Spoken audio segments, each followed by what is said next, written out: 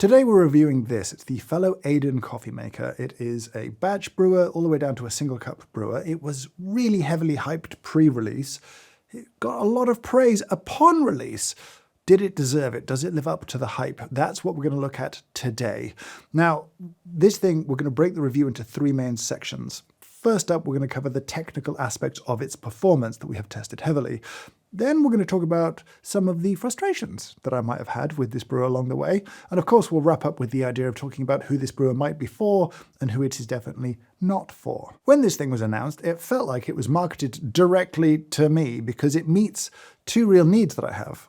In the studio here, there's a little team of us. We like to brew coffee for us all to share. That means we need larger quantities of coffee. So great, a batch brewer. But we also do loads of testing. And so the idea of a sort of pour-over robot also really appealed. Now, I'm a very small section of a demographic, but the pitch here is really flexibility in terms of cup size or batch size, coupled with the ability for roasters to supply you via an app or otherwise with a recipe kind of per coffee. So this thing customizes its brew around whatever you're brewing.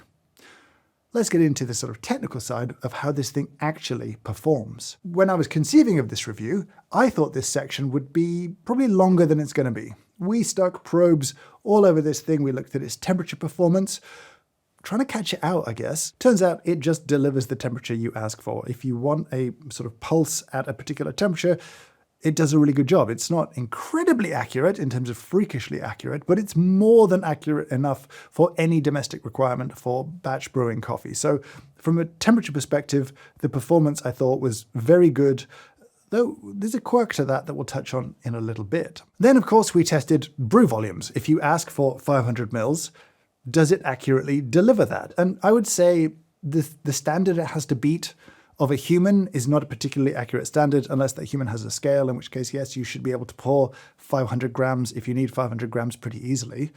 This does a pretty good job. The bloom is consistent in size. Each pulse is consistent in size.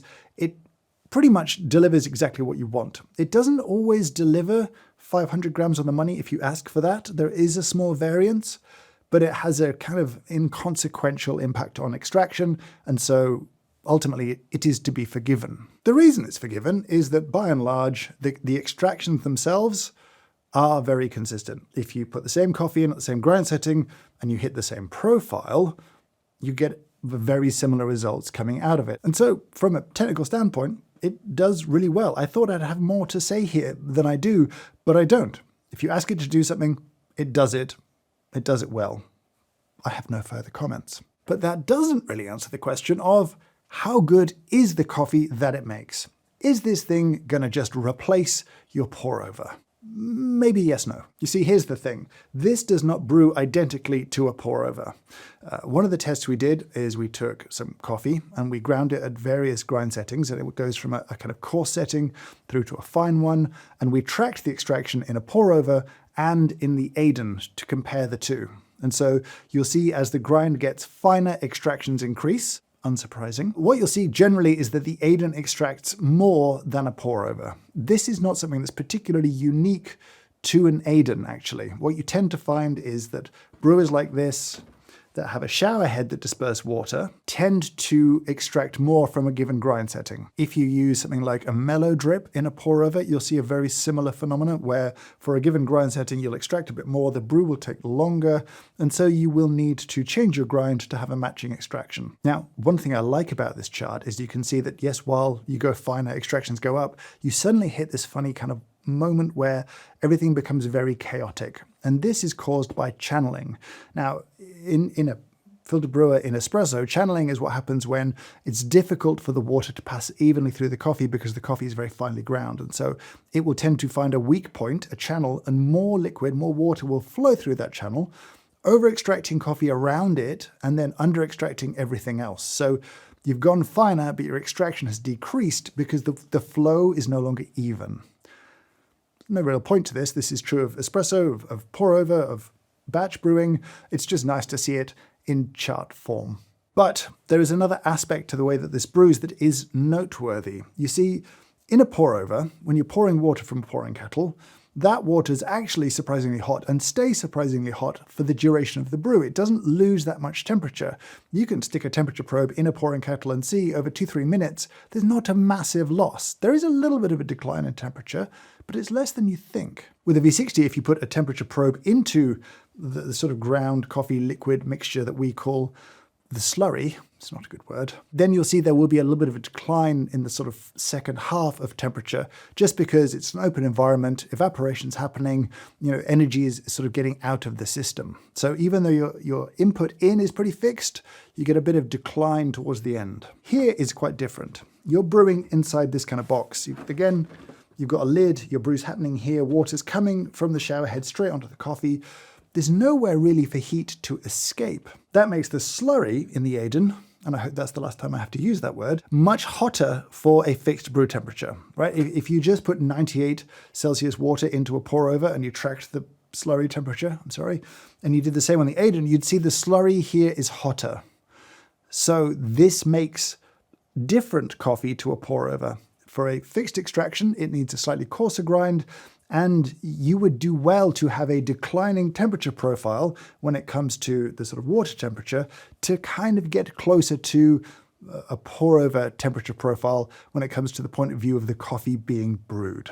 If you don't do that, from my experience, cups can be just a little bit harsh, and I don't like that. But when you get the grind right, when you match extractions, you can get pretty close to a pour-over.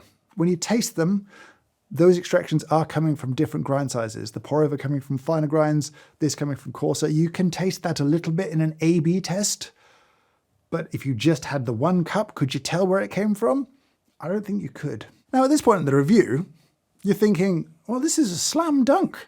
It's technically excellent. It's incredibly consistent. It makes quality coffee that's sort of on par with a pour-over.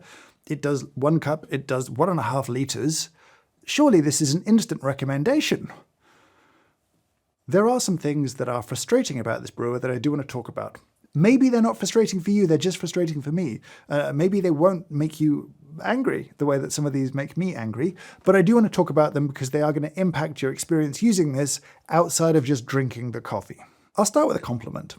Fellow have built a very strong, very coherent visual language for their brand. You can look at a Fellow product and know that it's a Fellow product. And they've done that in a bunch of ways, but there are common design elements across the different products. That, for me here, is a constraint too far. Now, what am I really trying to say? I talked about the machine being able to do a lot. You can program a lot with this machine. And the more you have to interact with the machine, the more important UX, UI becomes. User experience, user interface. This machine has the little circular display, common in other Fellow products like the kettle. This obviously is a full color display. It's very nice, but it's a circular display. Once you start to turn the machine on and use it, you realize that its software isn't really built for a circular display, and things kind of get cut off and look weird and kind of ugly. So that's just like a little bit of an annoyance. However, the fact that all of your interaction occurs through a single click wheel isn't great, right? If you are programming this, you're scrolling around, clicking, scrolling around, it's just not very nice. You crave at least one more button. Something like a back button would be nice, not having to scroll all the way up or down to get in and out of things. It quickly becomes frustrating. If you're someone who's just going to set this up on the instant brew setting, pick your profile, pick your coffee, brew the same batch size with the same profile every day, fine. But also, the whole point of this machine is all of the technology, all of the customizability. Why did you buy this if you don't want that? But, as long as you are just pushing instant brew every day, you're not going to have much frustration with this thing. But the minute you start messing around, I think you will. Speaking of the click wheel, this is just a little thing. I have to show you this because it just gets me. To illustrate my beef with the click wheel, we shall have to choose a guided brew. Let's choose a light roast. Here you're going to choose how much liquid you want to brew, right? It's pretty easy. You scroll the click wheel up and down to get the amount you want, except this, as I said, is a click wheel. It's got steps, right? You can feel each distinct step. I don't know why, but it doesn't always tick over when you hit a step, right? So if I go up, up, up, up, up, up, ooh, nothing. stayed at 400. If I go down though, also doesn't work. Nothing's happening here. Clicking the wheel, that's not good. Oh, it went down, but hasn't gone up again. If you're gonna give me steps, the steps have to step. That's all I'm saying. That, it's a little detail, but when you're trying to fine tune in, now, if I want to go back, should I keep scrolling? Yeah, okay. You would think that that many clicks should take me rapidly to back, but it doesn't. It's like it doesn't understand the speed of the clicks and just kind of thinks, well, you only want to lose 50 grams, not go all the way out. I'm clearly trying to get out. Like I said, a back button would make my life a lot better. Doing everything through this one mostly cooperative click wheel just isn't it for me. It's just not very enjoyable. On the plus side, you can interact with this thing through an app. I have an iOS version of it, and I have to say, the app's really good. It's easy to set up a recipe, it's easy to program, easy to upload to the machine.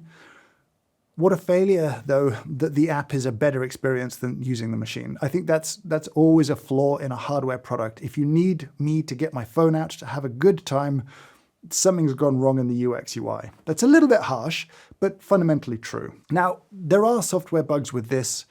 There are aspects to its software that are frustrating. However, I don't want to spend too long talking about software because software is mutable. It can be fixed. Updating the firmware is pretty easy.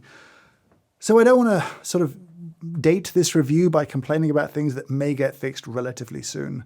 My frustrations actually primarily are hardware. I think this screen is too small and the wrong shape, and I think a single point of interaction in a click wheel is not enough and is frustrating. And so as I think about potential future versions of this, I hope there is at least one more button and maybe a square screen. I don't think I'd be upset to lose the circle. I don't think it would be any less fellow, but that's just me. Now, for this next one, I'm gonna have to brew some coffee. You're probably thinking, why haven't you brewed coffee? I should brew some coffee. I'm gonna brew a liter of coffee because I have a problem with the carafe. Now, you do have to use this carafe if you're brewing on the larger batch brew basket. If you're brewing the single cup basket, you can stick a cup underneath or a carafe of your own choosing, but this thing wants the big carafe if you're brewing big batches. It's a thermal carafe of reasonable heat retention. I think some people have been frustrated that it doesn't do a better job at retaining heat. I think it's okay, but not amazing. Certainly by the time you've got it down to like a third full, that's cooling relatively quickly. Obviously not as quickly as being in a cup, but it is cooling that quickly. So it's one where I think it does an okay job in the very short term, but I wouldn't be going back to it after an hour and expecting hot coffee. That's not my problem with the carafe though. It's not even the pouring. The pouring's not bad as carafes go. I've had issues with carafes over the years. A lot of issues. This one pours okay.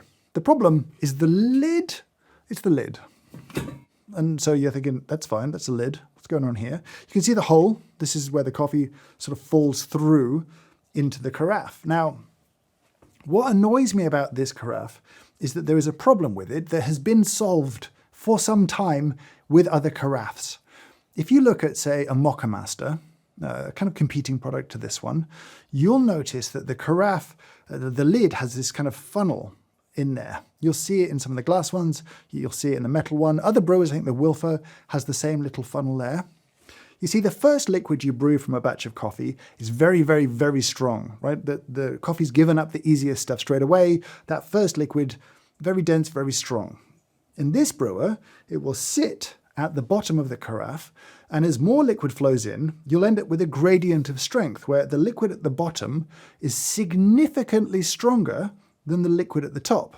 Like significantly. What they could have done is do the thing which everyone else does that fixes the problem, where you have this funnel that basically forces the stronger stuff to the bottom first, but any future liquid kind of comes in and displaces it and mixes with it. And so you get a much more effective mixing of strengths. How big an issue is it? Well, let me just brew a liter of coffee and I'll show you. So for this one, we've got 60 grams of coffee. The grind is slightly coarser than I maybe would have expected. And I think early days, some of my frustration with this was that I was grinding a little bit too fine. So if you're having some frustrations, it may be that you actually need to grind a touch coarser with this thing. Speaking to Fellow, they describe it as a high extraction brewer, but you know, as we touched on earlier, most brewers like this theoretically would kind of be high extraction brewers, assuming high temps and water distribution. On the batch brew shower screen setting, it knows and it'll nag you if you haven't done all the things right. The water tank. I need to put water into the water tank. I don't like the water tank very much. It's on the side of the machine, which obviously means that you couldn't tuck this into a corner because you just can't access it, especially with this lid being the way that it is. It's a bit finicky, so you need space there. I get not wanting to put it at the back of a machine. I get it. But I'm not a huge fan. It's quite narrow, a little bit difficult to pour into if you use it like a jug, if you make your own brew water or something like that, or you use, say, third wave water or those kind of things. We might have a jug of brewing water separate. And the handle piece does kind of give you less space to sort of neatly pour into. So it just feels finicky in a funny sort of way. And so in future versions, this would be an area I'd like to see some change and improvement personally. It may not bother you. If you can just fill this from a tap, life might be easy. But if you are pouring, even from a jug or a filter or whatever, I think a little bit finicky and irritating. We're not using London tap water because that's water made to murder machines. We don't want to murder our coffee machines with scale. We have a profile called Nick's Rec, which is Nick, who's the VP of sort of R&D at Fellow. We talked to him about sort of profiles, and so this is one of those declining temperature profiles. It's quite a long profile. For a litre, it's going to take over 10 minutes to brew, and the better brews are quite slow. Let's brew. So, yeah, nearly 12 minutes. We'll cut that out. Not the worst beep, not the best. I know I said I wasn't going to complain about software, but I just have to say, something about the visual language of the ready screen makes me think that at some point this thing won't brew because it needs more magenta toner. Do you know what I mean? It just feels, it just doesn't belong to me. Anyway, we're talking about the carafe. We're talking about the brew.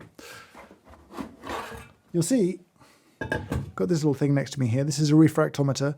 This measures the concentration of sort of solids in liquid coffee, so it can tell me how strong liquid is. So what I'll do is I'll take a sample. So this one from the very top, and then one right from the bottom. So having cooled this down in the bowl slightly, we can take a little sample, drop it on here, push the button, and it'll just give us a number. So coming in about 1.31% strength. Not super weak, but certainly weaker than you'd expect a brew like this to be. I promised you high extraction, so you'd expect a brew strength of like 1.4, 1.45, something like that. What about the liquid right at the bottom?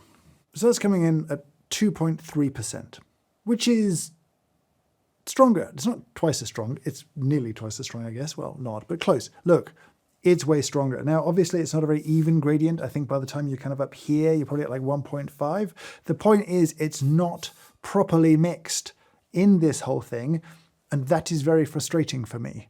I have to stir this to get, even cups of coffee out of it. And you might think, yeah, but when you pour it, that'll be fine, right? Let's find out. Cup 1 has consistently been in these tastings just a little bit hollow, a little bit empty, not actively unpleasant, but not the full range of sound and music. Do you know what I mean? Like it's just a little bit hollow and empty. Cup 5, however, just way too strong, way too much acidity, just unbalanced in a whole different way. And so the problem is, if you mixed all of this together and we distributed it, you'd have 5 nice cups of coffee. And here you've got kind of 2 quite bad cups of coffee and 3 okay cups of coffee. What's going on? You just need a funnel in the lid, and then it's the problem solved. Right now, if you own one of these and you brew larger batches, please, please, please take the lid off, get a big spoon and stir it before you pour to your friends, guests, family, colleagues, loved ones, whoever. That's my advice. This should be something that is fixable, whether it's an aftermarket mod, someone else sells a lid that fixes the problem, or Fellow themselves do it. It just makes me this cross because we've solved this problem. Other brewers do not have this problem because we've solved it. We know how to get around this problem, and it's annoyingly absent here. It's such a good brewer. The fact that you could just pour slightly off cups is maddening to me. I'm calm down. Let me clean this up and stop being angry. Now, one aspect of the machine that popped up in a lot of reviews is the build quality. This is listed at $365 or 365 Great British Pounds. if you're in the UK. And people were disappointed by the build, by the sort of little panel gaps, by the fact that this is all plastic, it's not metal, it's not robust feeling. People argued that there was kind of flex in it. There's probably flex in a ton of coffee brewers, just don't flex them, just don't put heavy stuff on them, is how I feel. Now, when I first saw this, I didn't like how it looked that much. It looked a bit like a kind of built-in kitchen appliance. In the flesh, so to speak, I like it a lot more, actually. I think it looks good. I don't think the build quality or the choice of build materials is there to give them a bigger margin and help them make more money. I don't think they're making more money as a percentage on this unit than other units. I think the decision to go with these materials kept the price down because it's full of tech and it's obviously a new product and there's a lot of cost associated with that. So, I think the choice is, do I want to complain about these materials at $365, or would I spend $565 for something with different materials? If it was metal or glass in it, would that be worth $200 to me? And for me, probably not. I know some people like the fellow studio kettle that's, nicer materials, but it boils water just the same as the normal fellow kettle, pours water just the same. And so I'd probably not buy the fancier one. That's just me. People do raise concerns about durability with cheaper materials like this. And so you've got a hinge here where you've got water flowing through the sort of arm of the hinge. It's a really important mechanism. Does that feel robust and reliable? And I would say, I think it feels okay. I feel like it's a 2-year warranty and any issues with it would probably show within 2 years. And any issues are most likely going to be from design as much from materials. And so you could probably build the same design in different materials and still potentially have a durability concern. Materials don't solve everything. But I get it. It's a lot of money at $365, and it is a little disappointing. In truth, it just doesn't bother me that much, and I'm not sure I'd spend the extra money. I suspect there might be a studio-style version in the future, but I don't know how many people are really willing to spend that much money for those materials. But I could be wrong. Let's wrap it up. Is this a great pour-over brewer? Is this a great batch brewer? I think the answer pretty much is yes. In terms of its technical capacities and proficiencies, it makes really tasty coffee. Once you dial in the grind and get your recipe right, it can deliver on that front. It doesn't have a ton of competition. There is the Sage Breville Precision coffee maker. Don't know why everyone's obsessed with the word precision, but that has a kind of similar-ish feature set, similar choice of basket between flat and the kind of Melita-style cone-shaped filter. Some programming, some temperature control. Not as granular as this by any stretch. I don't think as pretty as this, but cheaper, quite a bit cheaper. You can see it, online for £250. I suspect similar US dollar numbers if you're hunting around for it. So that's its primary point of competition. You look at like a Mocha Master from Techniform. That's a beautiful brewer, but from a technological perspective, it's extremely simple. That means it's robust and reliable. It should go for a very long time, but it doesn't do much. It just kind of heats the water reasonably consistently and dumps it over the coffee without a great distribution of water onto the bed. Makes perfectly fine coffee. It's a nice thing to own. It's beautiful. It's satisfying. But it's not really in the same league as this thing on a technical level. It cannot make coffee of the same quality as this. If you're just in the market for a batch brewer and you're going to assign a profile that you like, pick a coffee you like, put it on the instant brew, hit that button every morning, or even pre-program it to go on every morning, life's going to be pretty good, pretty simple. You've kind of got a little bit of overkill here in that it can do more than you're going to use, but it will execute as good as any other brewer on the market when it comes to, hitting that profile that you've chosen to do. If you solely want a pour-over robot, it's interesting. There's a couple choices out there. I suppose there's the Hario collab thing, the Hikaru, I think, which is much more expensive and a smaller capacity. There's a few kind of miniaturized batch brewers that can kind of do 1 to 2 cups, but the technology is the same as a standard batch brewer. There's not a lot out there. It doesn't brew identical coffee to a pour-over, and if you love the detail and refinement and experimentation of a pour-over, the UX UI side of this stands in the way of making this a joyful experience. Yeah, it's better with your phone, but it's a frustration. Now, this exact unit we're going to keep here. We're just going to buy this unit. What we usually do with reviews is, because we're funded by Patreon, they give us the budget to go and buy review units full price like a regular customer, no loaners, no freebies, no favors. Usually at the end of the review, we give that unit away in a contest to one of those supporters. We'll be giving away a brand new unit instead, because it just seems easier to keep this one here now and pay for it and have it be ours. All of that said, it is still a frustrating machine. I think about the Ode, the fellow Ode. That grinder was a pretty good grinder, showed a lot of promise, but the small tweaks they made from the Ode to the Ode 2 really moved it from being good to a great grinder. I really think that it's not a flawless grinder, but it's a very good grinder. There are a relatively small number of hardware tweaks you could make to the Aiden to make the Aiden 2 potentially a very good, very enjoyable coffee brewer. And I hope it succeeds enough that we get to see an evolved version of it in the future. I would be excited to see that. I'd be excited to see what they can change. In the short term, I do want them to push and improve the firmware. I will say, if you want to go deep on some of the issues with software, over on the Aramse channel, Raghunath made a great video reviewing this. You should totally check out that channel. Great reviews over there, strongly recommended. But for me, overall, I am impressed. Technically, from a cup perspective, all of the important stuff, very happy. The UX, UI, a deep frustration. But lots of you watching this probably have one of these now. I know they've been out for a while, people have bought them. What have I missed? Are you having a different experience to me? Are you enjoying this machine in a way that I'm not? Are you frustrated in a way that I'm not? How is the coffee you're brewing? How's dialing in been? How have profiles been that you've got from roasters and other people who might be recommending different stuff? Let us know your thoughts, your experiences with it. Share it with us down in the comments below. But for now, I'll say thank you so much for watching. Hope you have a great day.